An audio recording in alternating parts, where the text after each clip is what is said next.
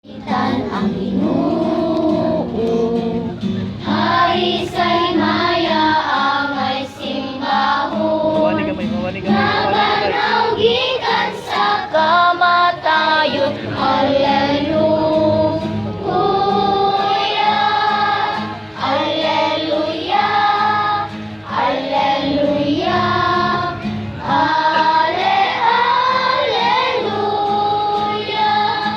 ni anang buntag sa banag-banag, may mga babae nga nangadto sa pagtan-aw sa lubong ni Kristo. Hallelujah, Hallelujah, Hallelujah,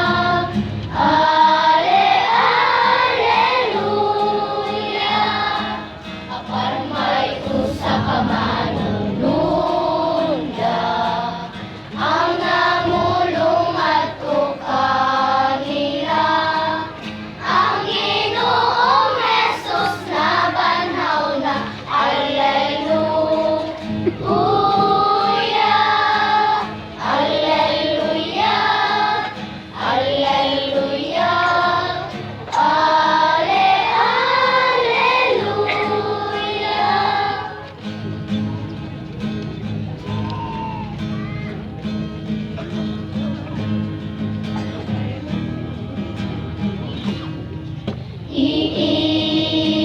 iiway ang mga danggo ug uban pang mga elemento.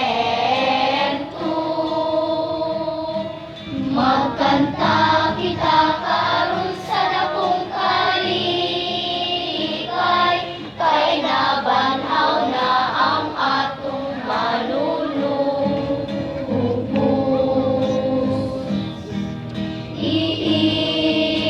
Iiway ang mga danggo ug uban pang mga elemento.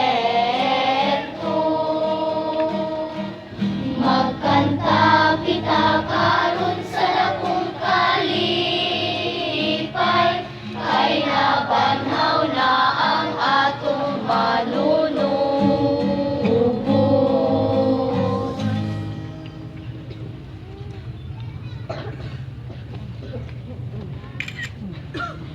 Aniya kita sa sayong kabuntagon sa Domingo sa pagkabanhaw. Ang simbahan ubang sa dakong kalipay nagsaulog sa pagkabanhaw ni Kristo. Subay sa atong Pilipinong tradisyon, niining sayo sa kabuntagon atong masakuhan ang atong panrandong sa panagbago sa nabanhaw ni Jesus ug sa iyang inahan ang si Maria. Mao kini ang subay. Ang pano musugod sa likod niya, pinaagi sa naandang pagsugod. Unya ang seremonya sa sugod, masugod, musugod. Palihog magkabilin kita sa diwa sa pag-ampol o pagdayos niining talagsaong higayon sa pagsimba o pagsaulog.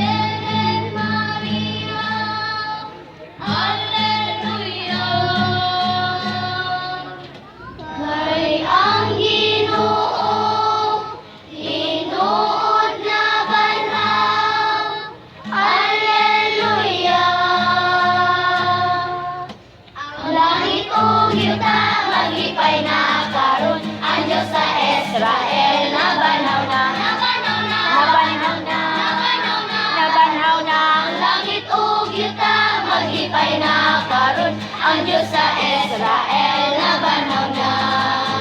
Maglipay ako ug magkanta ako, kay nabanhaw na siya. Sa kahayag niya nalagdagan ako, sa tanan kong pagalakan. Ang tanan na kadalanan, paingon sa kalitasan. Tuloy sa kahanginan, magtulog sa kalangitan. Maglipay ako ug magkanta ako, kay nabanhaw na siya. Sa kahayag niya nalandagan ako, sa tanan kong pagalakan. Napato'y kanta. Lapa. Hantod mo abot, hantod mo abot. Ay, papat dito. Hantod mo abot dito. Oo. Atong awitan ang Hantod mo abot. Panginoon. Ito yung